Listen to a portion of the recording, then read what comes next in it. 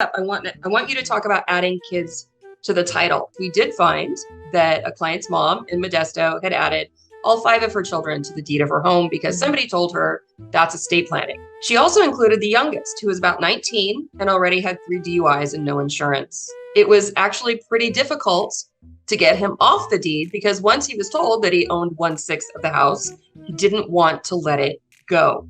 Right. This put mom at risk because he is absolutely going to go out and incur liability. He doesn't own anything. Oh, wait. He owns part of mom's house. It also, from an estate planning perspective, is a tax disaster for everybody involved because you're not going to clear all the capital gain that's on the house, only the part that mom still owns when she passes.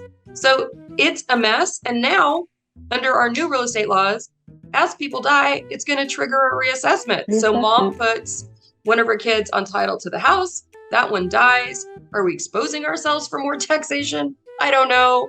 And people do this with their primary residences, and they also do it really commonly with vacation homes. And it's just a danger zone. So, Rebecca, tell us what you've seen. When you add your kids to title, you're inheriting all their garbage.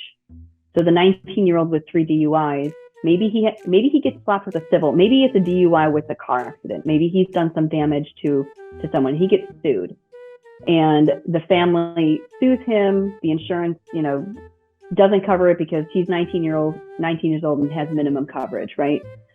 He gets a judgment against him. How can you collect on a judgment in California? And that's by taking that judgment and recording it with the recorder's office, wherever they own property. And great, Junior owns 1/6 of mom's house. That judgment's going to attach and stick to anything that Junior owns, including mom's house, which means if mom wants to go sell the property, mom wants to go refinance the property, that lien has to be taken care of.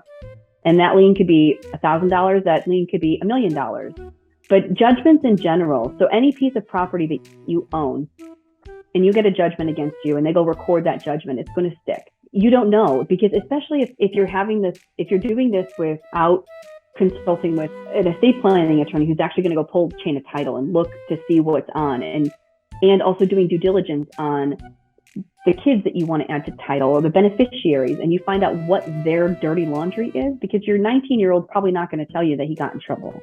Maybe he will. But if you can go and do a judgment search, you can say, listen, he's got a bunch of judgments. If you add him to title, those judgments are going to follow him and stick to the house. So you might not be able to do things in the future because of those judgments. Here's what I've seen a lot. They add their adult children to title, and the adult child gets divorced and they have child support liens. You've got to deal with the county to get the payoff, but those things are also things that could potentially follow your kid when you add them to title. A little overlay on the family law.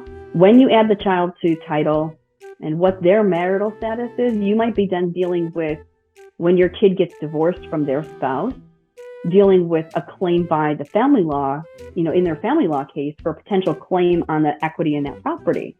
Because, he owns this property and maybe they were helping mom pay the mortgage and, they were using community funds to pay for it. It's just a mess. Now you've got to deal with your kid's divorce.